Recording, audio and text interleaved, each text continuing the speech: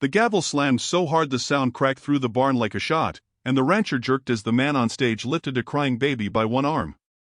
She felt her breath tear loose before she even knew she was speaking. "Stop." The word came out broken, scraping up from someplace she kept buried. Heads turned. Boots shifted.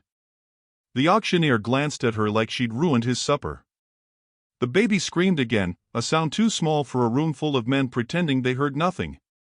"Ma'am," the auctioneer said, "you don't shout unless you're bidding." I said put him down. "You buying or complaining?" She stepped forward before she could think about it, pushing past shoulders and hats and the sour smell of sweat.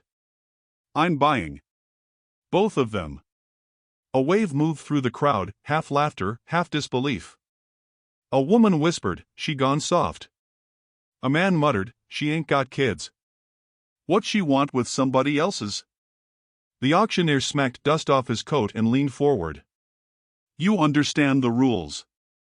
I understand you got 2 babies on a damn stage. That's the auction tonight." She stared at the babies. One crying. One silent, staring at nothing. Something in her chest twisted, sharp enough to make her swallow hard. "How much?" "You didn't ask their history." "I don't need it." He nodded like she'd confirmed he was dealing with a fool. "Starting price for the boy is, I'm taking him." "And the girl?" I said both. More murmurs. Someone snorted. Somebody else spat on the ground. The auctioneer shrugged. "Fine. Last chance to back out. Nobody's forcing your hand." "You already forced it," she said quietly. He named the price. "Too high. Cruel even." But she nodded anyway, and a few men swore under their breath because they'd hoped for sport tonight, not conscience. "You paying cash or note?" "Cash." He blinked. "You serious?" "Serious enough to end this." The man holding the baby finally lowered the child into her arms. The tiny body shook from crying, breath hitching. She held him awkwardly, almost afraid she'd drop him, then steadied her grip. The silent infant in the crate looked up at her with wide dark eyes, calm in a place that didn't deserve calm. She lifted the girl too. Both babies pressed against her chest like they didn't know they should fear strangers. The auctioneer rubbed his forehead. "Lady, you don't get refunds if they turn out sick or trouble." "They already been through trouble," she said. "That part's done." A man near the back called, "You planning to raise 'em yourself?" She didn't look at him. "I'm planning to get them out of here." "Why you care?" She shifted both babies and felt heat rise behind her ribs. "Why don't you?" The man flinched but said nothing else. The auctioneer counted her money slowly, like hoping she'd quit halfway. When she didn't, he stuffed the bills into his vest and forced a smile. "All right then. They're yours." No applause. No blessing. Just a barn full of people staring like she'd broken something sacred. "You're making a mistake," someone said. She walked past them without looking up. "I'll live with it," she said, though she felt the words land heavy inside her. At the door, the cold air hit her face. The babies quieted, their small breaths warming the front of her coat. She paused on the threshold, feeling every set of eyes behind her, hot with judgment or fear or something worse. She didn't turn around. She stepped into the night, the weight of both children tightening around her arms, and the barn fell silent behind her like it was holding its breath. She continued. She stepped into the cold night with both babies held tight against her coat, their small breaths warming the fabric while the barn door creaked shut behind her. Frost bit her cheeks, but she kept walking toward the dark stretch of dirt road. She didn't look back. She didn't trust herself to. Her boots crunched hard, steady, like she needed the sound to keep from shaking. A shape moved from the edge of the road before she reached the wagon. The deputy stepped out, coat unbuttoned, badge catching a slice of moonlight. He planted himself in her path like he owned the ground beneath her feet. She stopped because stopping felt safer than trying to pass him while balancing 2 frightened children. "Why'd you take him?" he asked, voice low like he didn't want the night to hear him. She shifted her weight. Why'd you let Em get sold? His jaw tightened. Auction wasn't my call. You wear the badge. That don't mean I run everything. She glanced at the babies. It means you watched. And it means you jumped in without thinking, he shot back. She took a slow breath, trying not to let her voice shake. Move. He didn't. The babies squirmed, sensing tension. The deputy eyed them with something colder than disapproval, something like fear wrapped in duty. You don't know where they came from, he said. Don't need to. You should. There's trouble tied to them. Then you should have stopped it before tonight. He stepped closer. She matched him with a stare that felt heavier than her arms full of children. You can't keep Em, he said. Watch me. You think folks inside don't have questions already? She shrugged one shoulder. Let Em ask. They will. Loud. That my problem? Becomes mine when it hits the office. Office never cared before. He exhaled sharply, breath clouding the air. Where you taking Em? Home. They ain't yours. Her eyes narrowed. Say it again. He hesitated, then lifted his chin like he couldn't back down even if he wanted. You can't fix whatever you're trying to fix. She looked past him toward the wagon. Not fixing. Just doing what nobody else bothered to. He stepped aside finally, but only enough to make her squeeze past him. As she moved by, he lowered his voice. You don't know what you walked into. She kept walking. I know what I walked them out of. You'll regret tonight, he said. Maybe. Not maybe. She reached the wagon and set the babies down gently, trying not to let her hands shake. He watched her lift the reins. Last chance to hand Em over.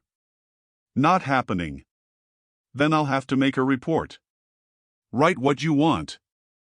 People will talk. Let Em. You're making enemies. Already had some.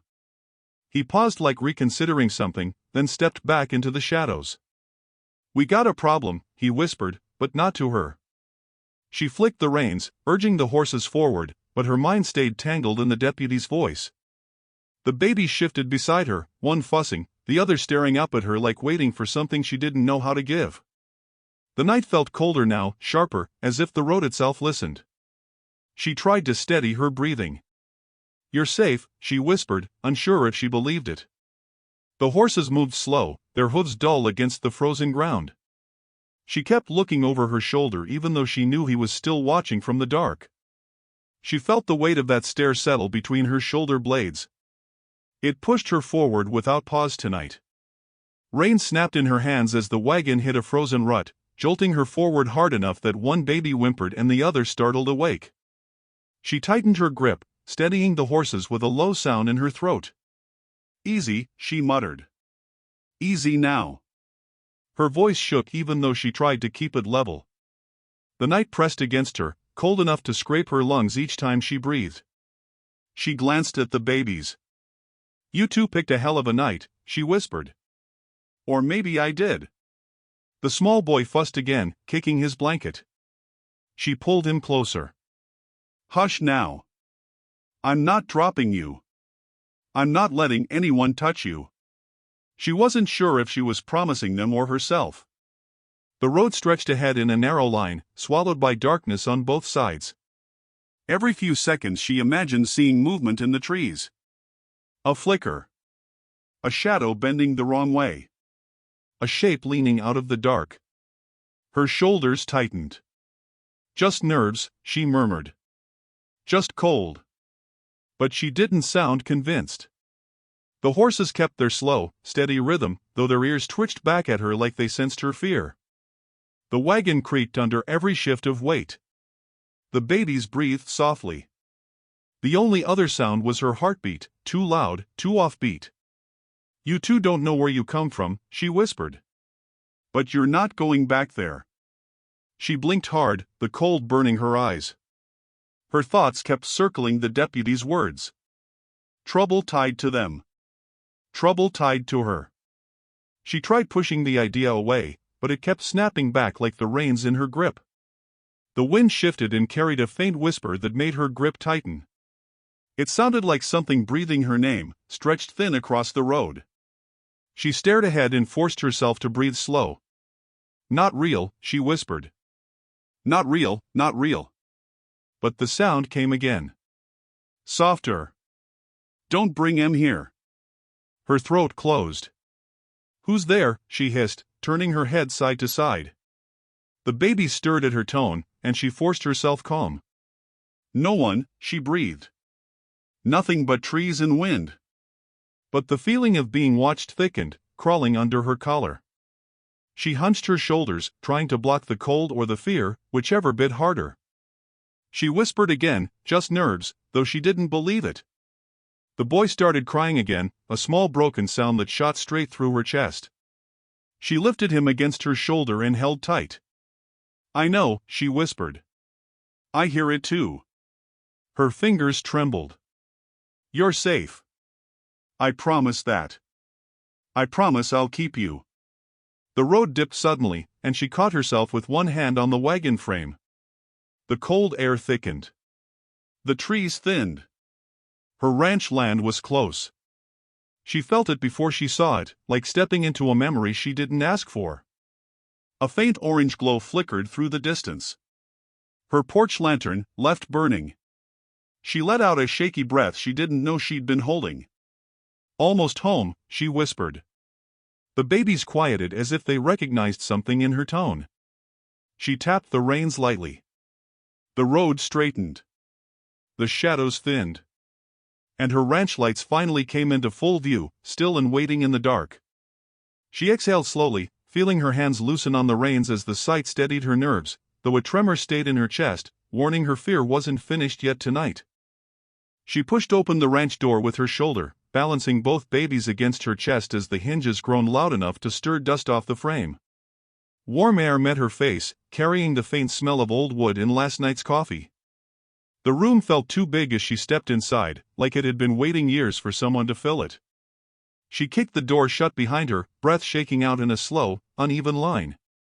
Reed was sitting at the table polishing a lamp, shoulders hunched like he'd dozed off mid-task. He jerked awake at the sound of her boots and squinted through the dim. "Whose kids?" he muttered.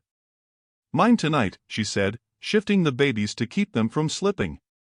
He stood, joints popping, eyes widening as he walked closer. "You serious?" "Don't start." "I ain't starting. I'm asking." "Well, I'm tired of being asked." Reed scratched his jaw, gaze flicking from one child to the other. "You bring home trouble?" "Maybe." "On purpose?" She didn't answer, brushing past him as she laid the babies on a folded blanket near the stove. One whimpered. The other blinked up at the ceiling as if the house was speaking to her. Reed stayed near the table, arms crossed. "You know this place ain't set for kids." "It will be." "Since when?" "Since tonight." He huffed. "Always knew you'd do something like this." "Like what?" "Like jump in before looking." She shot him a look sharp enough to stop him talking. Reed raised his palms in surrender but watched her with something softer, something she didn't want to name. She moved through the house checking windows, stove, water, anything to keep from thinking. Every room felt strange tonight, like it remembered something she had tried to forget. The photographs on the mantel caught her eye. She paused with her hand on the frame of one picture, her, younger, smiling with a belly that had never stayed full long enough. She swallowed hard and turned away. Reed stepped into the doorway, watching her too closely. "You okay?" "Don't ask me that." "I'm asking anyway." "I said don't." His silence stretched long enough that she felt it across the room. She walked toward the unused nursery at the end of the hall. The door stuck slightly before giving way. Dust floated in the lantern light. The crib stood untouched, blankets still folded from years back, soft blue, stitched edges. She tightened her jaw, refusing the memory clawing up her throat. The babies fussed behind her, pulling her back to the present whether she wanted it or not. Reed's voice came from behind her. You don't gotta go in there. I know. You ain't been in since. I know, Reed. He closed his mouth, stepping back like he'd been slapped. She left the nursery door open and walked back to the living room. The girl started crying, soft at first, then sharper. The sound cut through her chest. She scooped the baby up, rocking gently even though her hands trembled. Reed watched. They eat? Not yet. Gonna need milk. I'll figure it out. You got formula? I said I'll figure it out. You can't just. Reed, she snapped, voice cracking. Stop. He quieted. The baby didn't. She held the girl close, trying to breathe through the panic rising fast. Her arms felt weak. The room tilted faintly. She steadied herself on the edge of the table, but the cry only grew louder, piercing enough to rattle her bones. Reed took one small step closer. Let me help. No. You're shaking. I said no. But her knees wavered. Reed's voice softened. Ain't nothing wrong with letting someone hold a baby for a minute. She squeezed her eyes shut, trying to quiet the trembling inside her. I can do it, she whispered. The baby cried harder. Her breath hitched. Her fingers tightened until her knuckles whitened. The sound drilled deep, dragging up every loss she'd buried beneath this roof.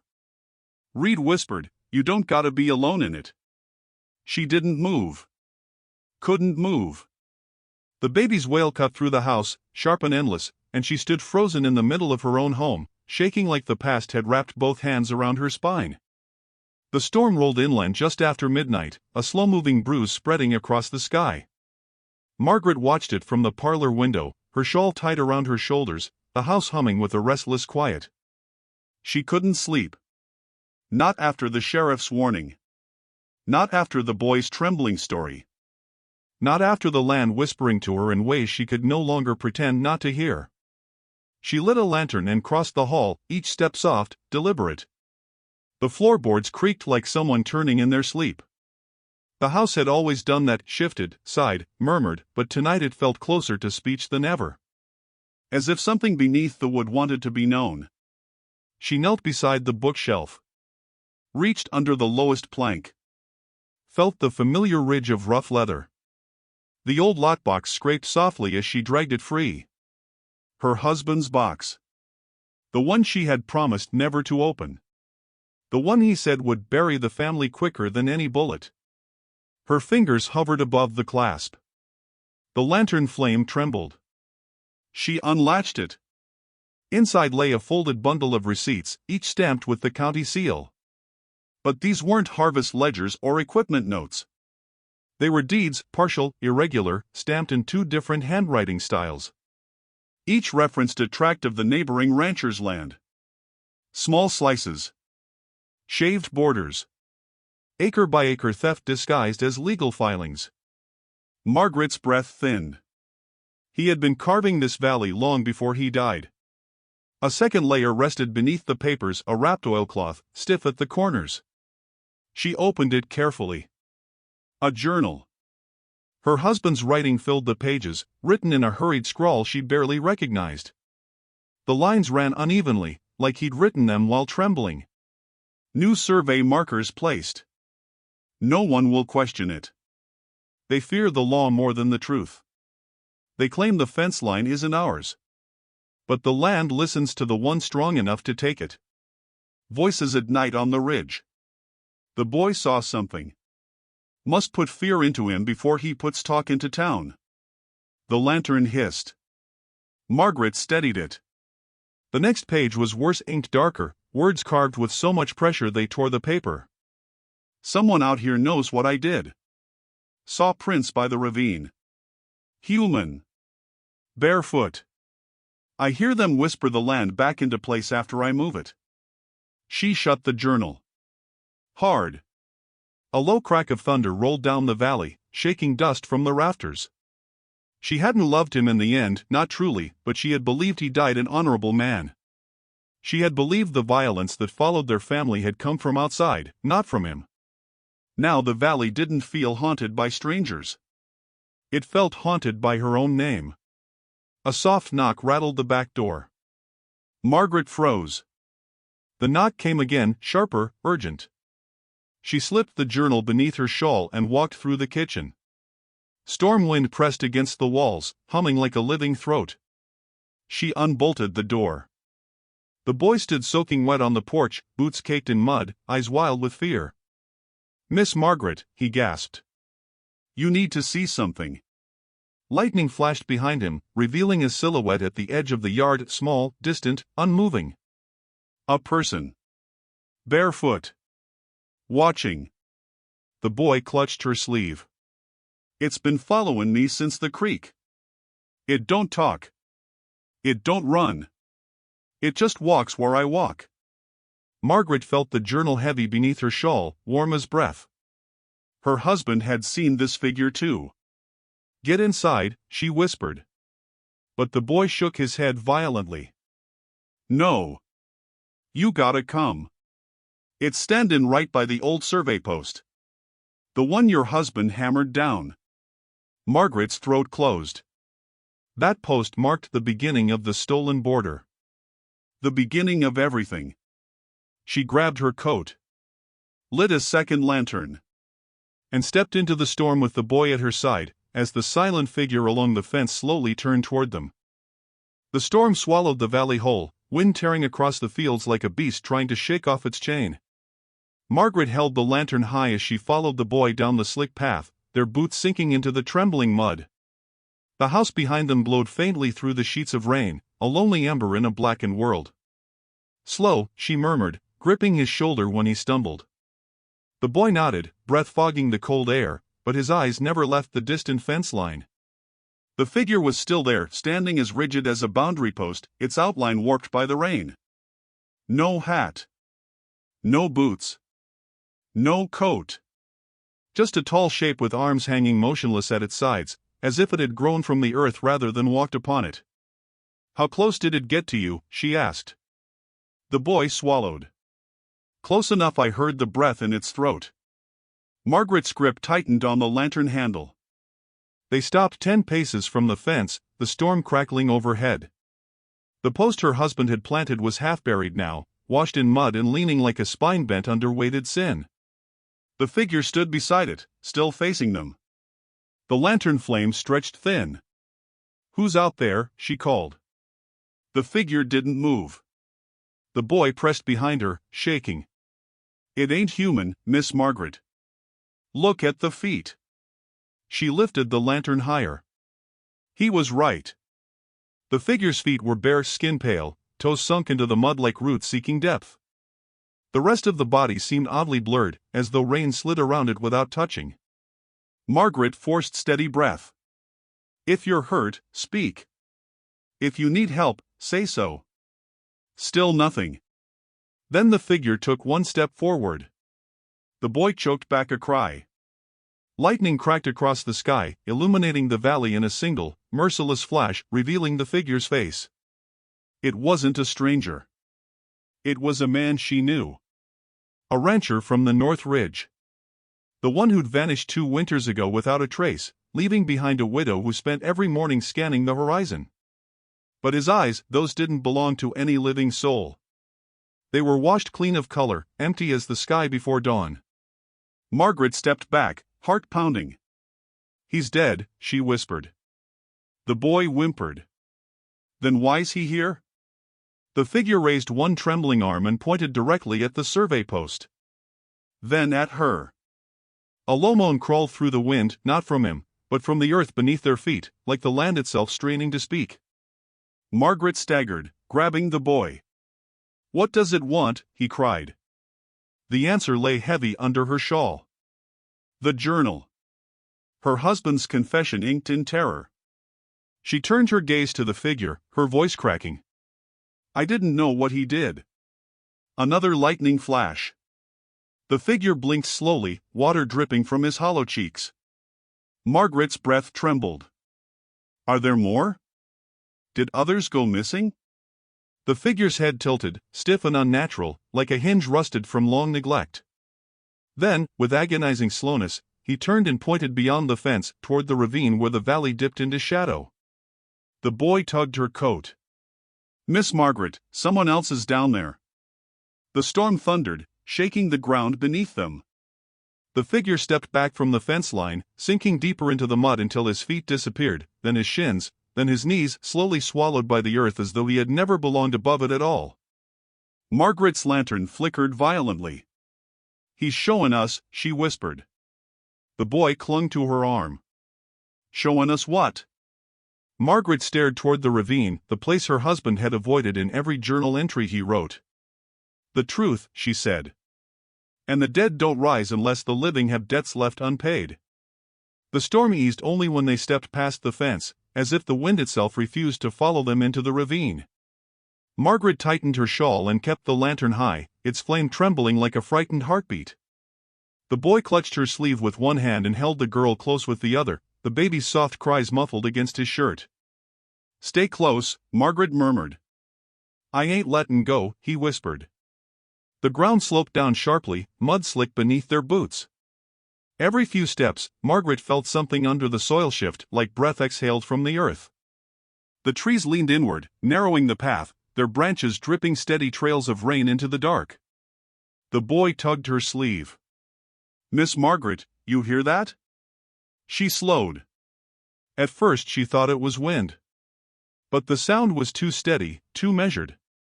A faint hum, drifting up from the depths of the ravine. A lullaby. Slow.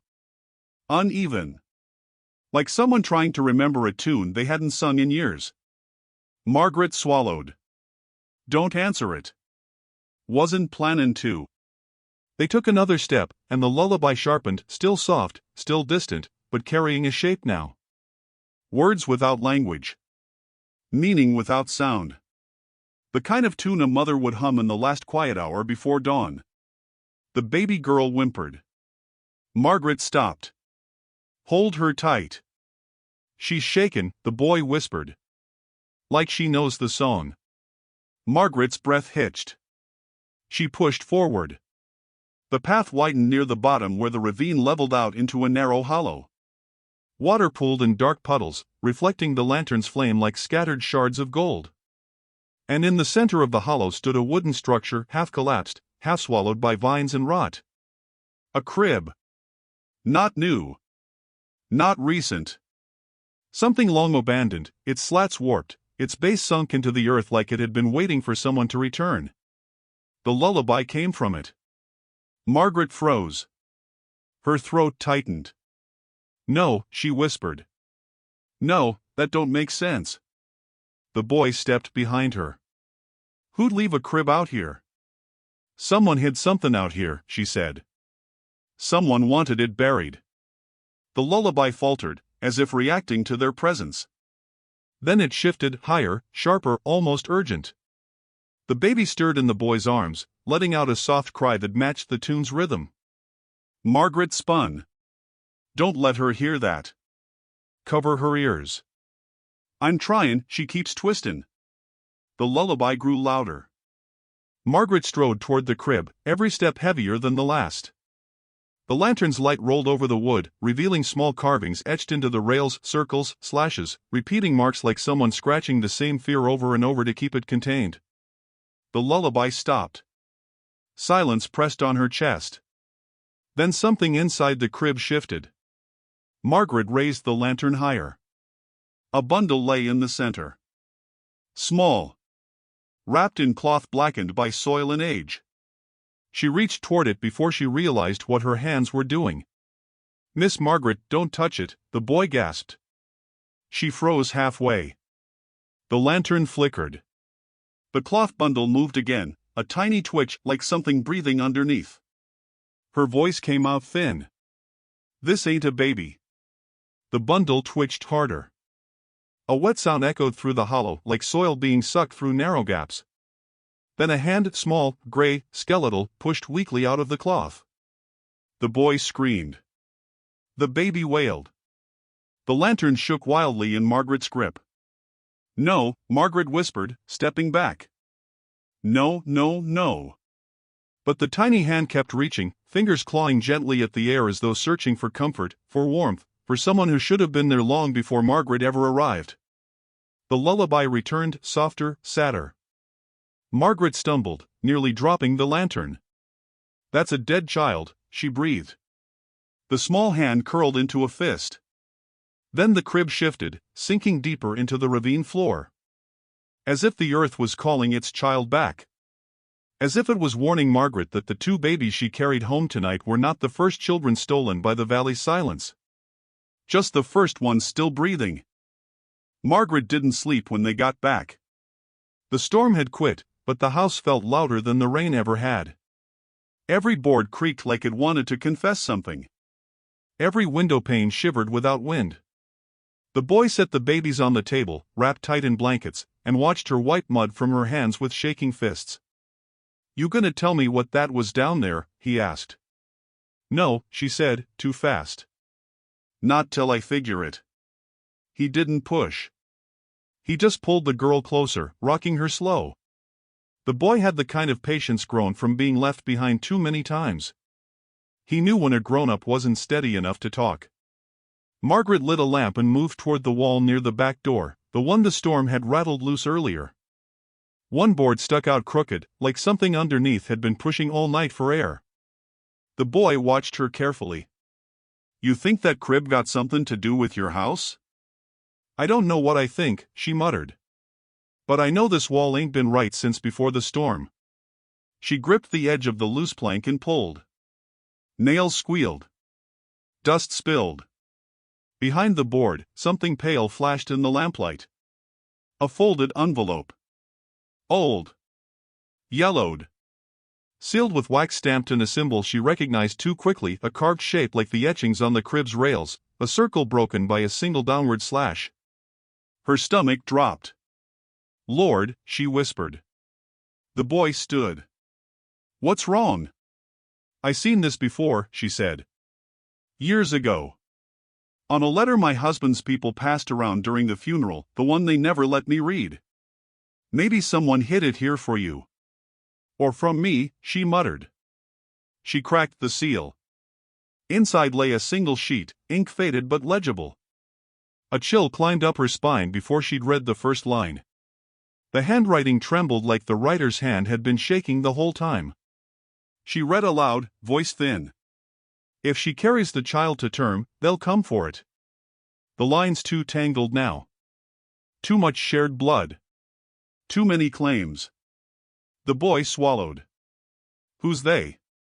"You know who," she murmured. "The old family. The ones who traced their history like scripture.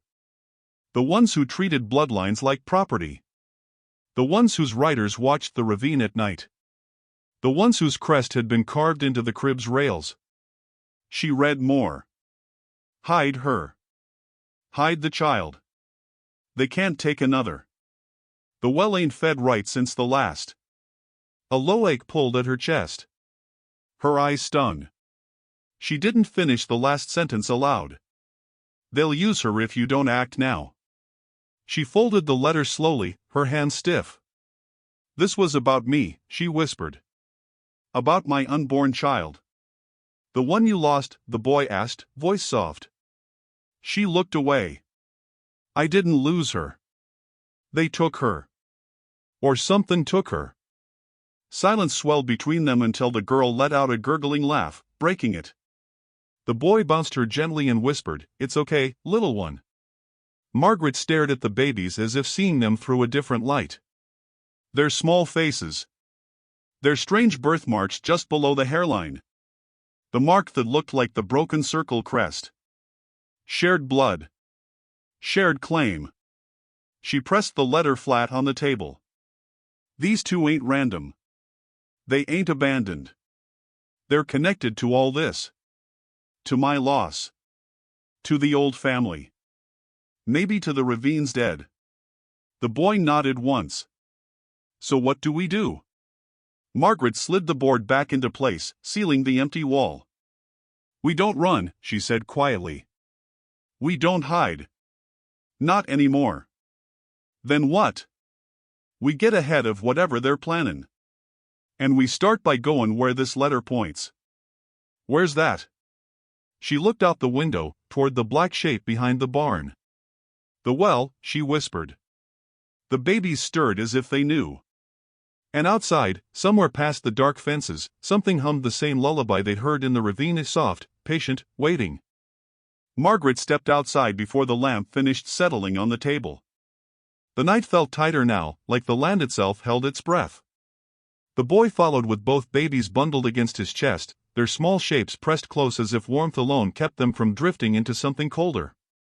The well waited behind the barn, a dark ring of stones sunk into the ground like an old wound. Margaret hadn't walked near it in years. She used the pump by the house instead. This well was older than the barn, older than any fence line, older than the graves under the cottonwoods.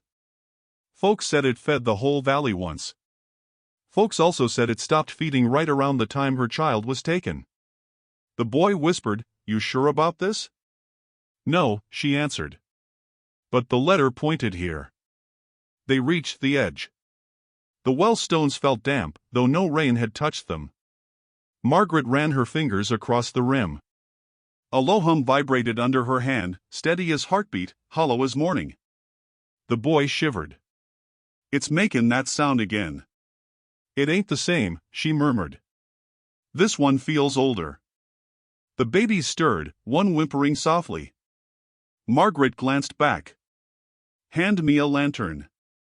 He lifted the lantern toward her, but his voice stayed tight. "You ain't climbin' in." "I ain't that foolish," she said. "Not unless I got to." She leaned over the rim and lowered the lantern by its handle. Light spilled down the stone shaft. The well wasn't filled with water. The bottom wasn't mud.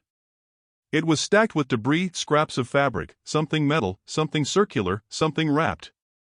The boy squinted. "That look like blankets?"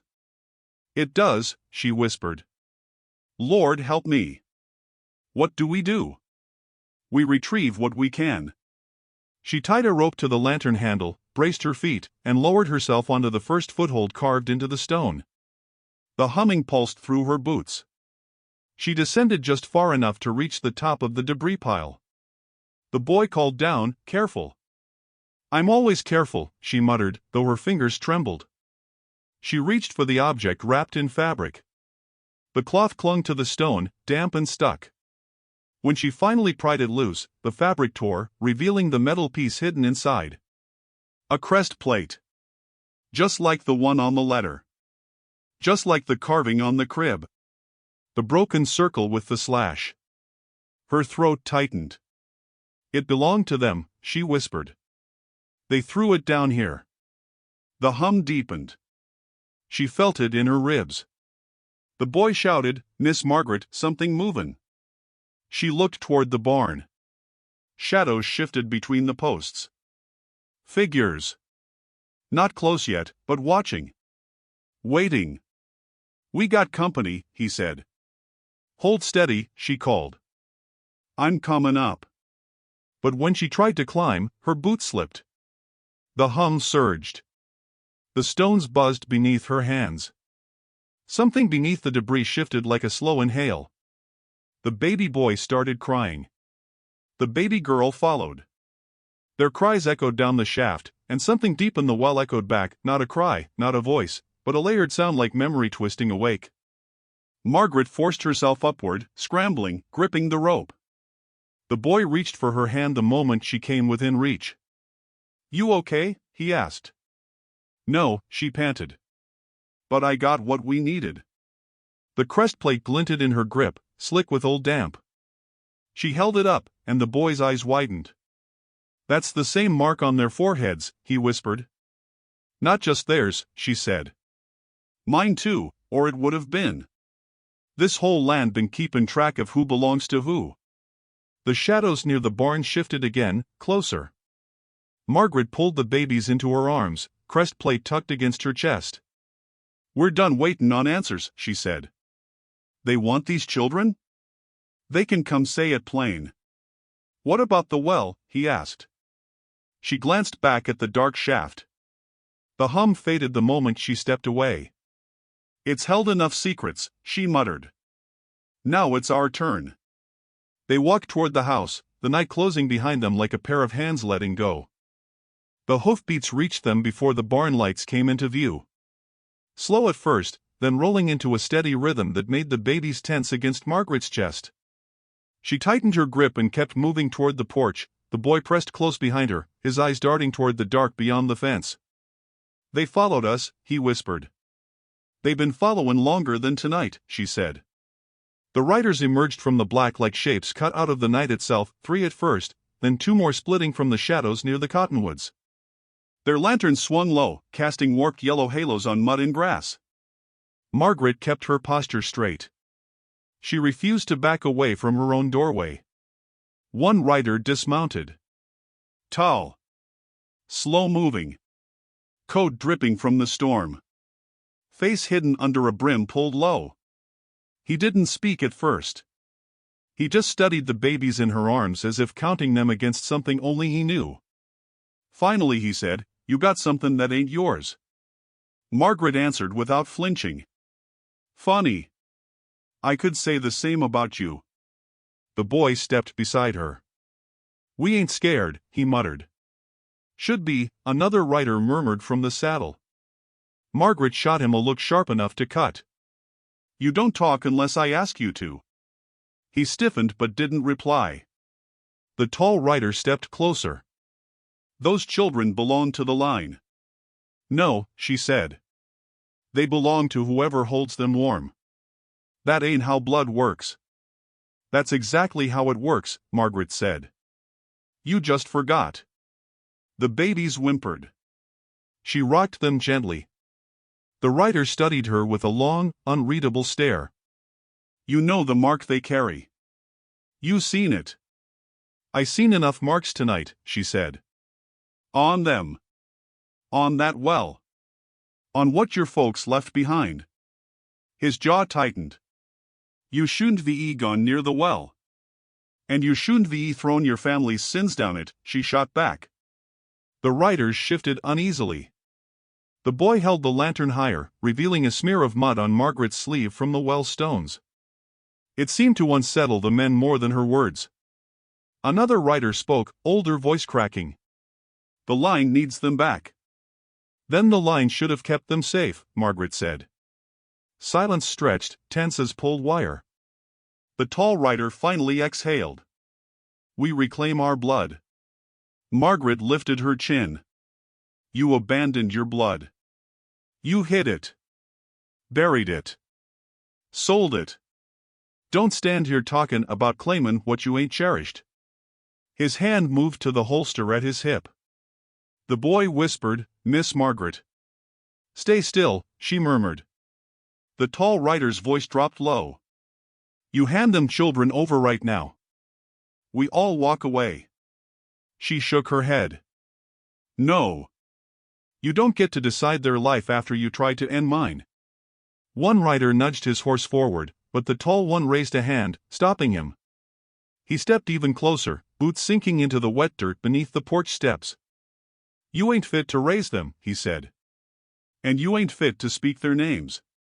A muscle in his cheek twitched. "Last chance." Margaret shifted one baby into the crook of her arm and reached for the rifle leaning by the porch rail. She didn't lift it high, just enough to make her point. The riders tensed. The tall man's hand hovered near his holster. The boy whispered, "Please don't, Miss Margaret." But the tall rider drew. She fired first. The gunshot cracked the night open, echoing across the fields. Lantern light shook violently as horses reared. The tall rider staggered back, clutching his arm where the bullet grazed him. Another rider fired in retaliation, the shot slamming into the porch post inches from the boy's head. "Inside," she shouted. The boy dragged the door open and pulled her backward. Shots kept ringing, splintering the siding. Dirt leapt from the ground at their feet as bullets hit low. Reed appeared in the hallway, half awake, clutching a pistol. "What the hell?" "No time." Margaret barked. Another shot hit the porch rail. Reed fired back through the doorway without hesitation, but a moment later he staggered, gasping, grabbing his shoulder. "Reed," the boy yelled. Margaret pulled him inside, slammed the door, and dropped the bar across it. The baby screamed, terrified. Reed slid down the wall, blood trailing from his sleeve. Outside, the riders regrouped, their voices like gravel in fury. Margaret pressed her back to the door, breath shaking. "They want these children," she whispered. "But they'll have to come through me." The night outside answered with the sound of boots approaching again. The bar across the door rattled under the weight of boots slamming against the other side. The babies cried so hard their faces flushed red. Reed pressed his palm to his bleeding shoulder and slid down the wall until he sat crooked, breath thin, sweat beading at his temples. The boy hovered beside him with a torn sheet, trying to stem the blood. Margaret crouched low, rifle ready, heart pounding like the door might split in two.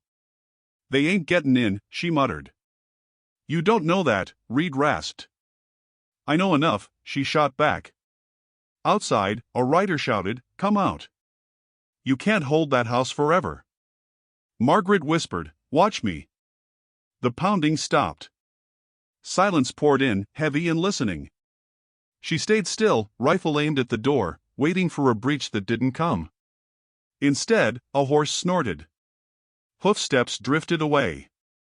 More silence. Then nothing. "They reposition in," Reed said quietly. "They ain't done." The boy looked at Margaret. "What do we do?" "We breathe," she said. "We get answers. We make a plan." Reed laughed once, bitter. "Answers. That's rich." Margaret turned toward him slowly, sensing the shift in his voice, the weight behind the bitterness. "Reed," she said quietly. "What ain't you tellin' me?" His gaze dropped. He pressed the cloth harder against his wound.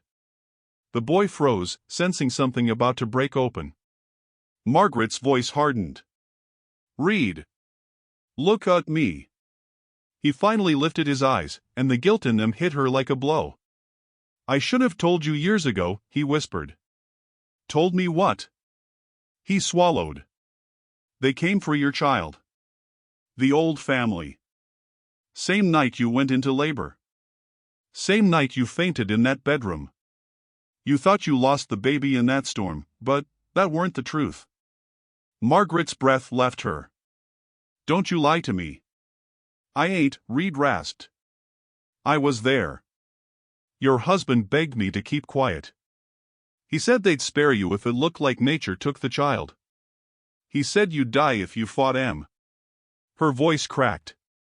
"You let them take my baby?" Reed winced as if the words themselves sliced him. "I thought I was protecting you." "You thought wrong." He nodded, eyes closing. "I know." The boy whispered, "Why'd they want her baby?" Reed opened his eyes again, wet and shaking. "Your child wasn't just theirs. She was part of both lines. Two families crossed in a way that shouldn't be happened. Too much power in that blood. Too many old promises.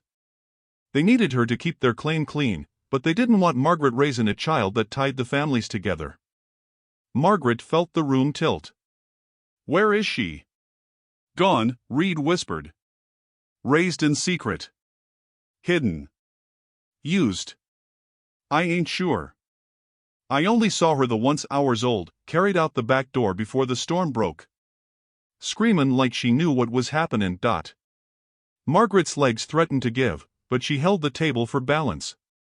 The babies cried again, louder this time, almost answering Reed's confession. The boy shifted, rocking them gently, whispering, "It's okay, little ones. It's okay." Margaret stared at their small faces.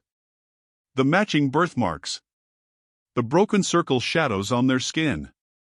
The connection she'd felt from the moment she saw them on that auction stage. Reed looked up at her, voice weak. "Those two. I think they're tied to her. To the child they took. They ain't random. They're descendants of whatever she became." Margaret's throat tightened. "My grandchildren." "Maybe," Reed said softly. "Or something close enough it don't matter what word you use." Outside, the crunch of gravel returned. Riders approaching again. Margaret wiped her face with the sleeve of her shirt, breath steadying. Why now? Why these babies? Reed swallowed. Because the line's dyin'. And they want to control whatever comes next. And they sure as hell don't want you havin' any claim. Margaret stood, gathering the babies from the boy's arms. Too late for that. The boy whispered, Miss Margaret, they're back. Lantern light flickered through the cracks in the shutters. The riders halted just beyond the porch. Reed's voice broke. I'm sorry. I should have stopped them. I should have saved her. Margaret knelt beside him. You're gonna help me save these two instead. A hard voice called from outside. Margaret! Open the door. She rose slowly, babies held tight, and stepped toward the doorway. I'm done hidin', she said. This ends tonight. Then she unbarred the door and stepped outside into the lantern glow. The morning rose pale and bruised over the valley, a thin mist crawling low across the grass like something wounded but unwilling to die.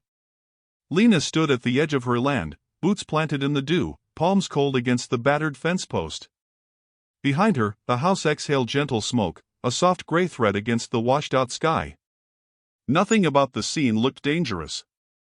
Nothing suggested the storm that had been circling her life for months was finally stepping forward to claim its due. She heard Jacob before she saw him, hooves, sharp and hurried, like the heartbeat of someone who already knew the truth. The boy reined in hard beside her, breathless, face smudged with ash and worry. They're comin', Lena, he said. Not the sheriff's men. The others. She didn't ask who. She'd known this day would arrive the moment she refused to sign that paper in the courthouse hall.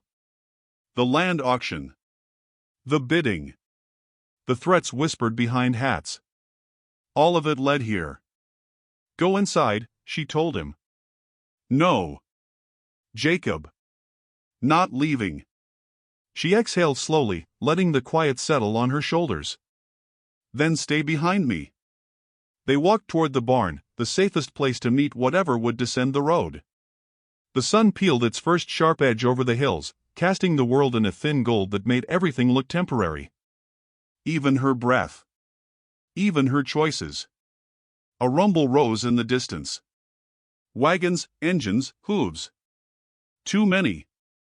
More than she'd seen gathered in this valley since the last harvest festival years ago. Dust plumed above the ridge, a brown curtain dragged by unseen hands. Jacob whispered, They're trying to scare you. They should have tried harder, she murmured. The first riders appeared, 3 men in dark coats, rifles slung easy. Behind them came the truck, rattling and coughing, its flatbed stacked with wire, tools, and a long wooden crate no one bothered to disguise. The last wagon carried 6 men, their faces stiff, eyes averted from the farmhouse as if already ashamed. Lena stepped out from the barn's shadow. This is private land. The lead rider smirked. Not for long. That depends who leaves alive, she said. Jacob flinched. The men stilled. The rider's smirk thinned. We ain't here for theatrics. You knew the deal. Time's up. Deal? She laughed once, sharp as cracked glass. I never agreed to anything. You inherited debt. Land attached to it. Town voted on reclamation. This valley ain't big enough for a holdout. Funny, Lena said, I was thinking the same. He signaled. 2 men hopped from the truck, dragging tools. Wire cutters.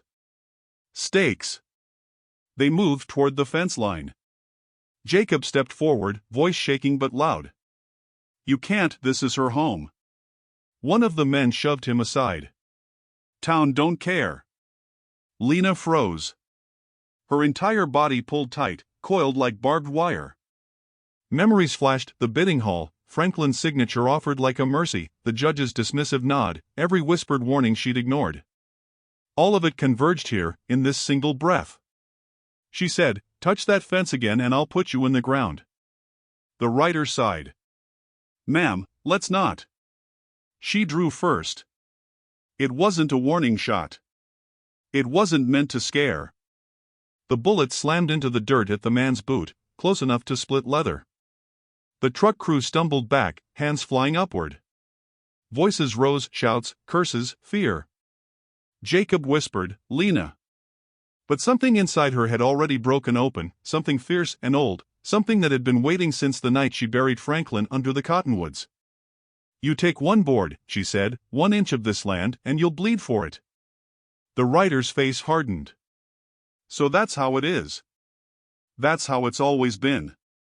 Silence clamped tight over the valley. The mist had burned off. The sun was climbing. Every man here could see clearly now. And Lena, standing alone with a boy at her back, didn't look afraid. She looked inevitable. The writer lifted his hand to order the advance. But the men behind him hesitated.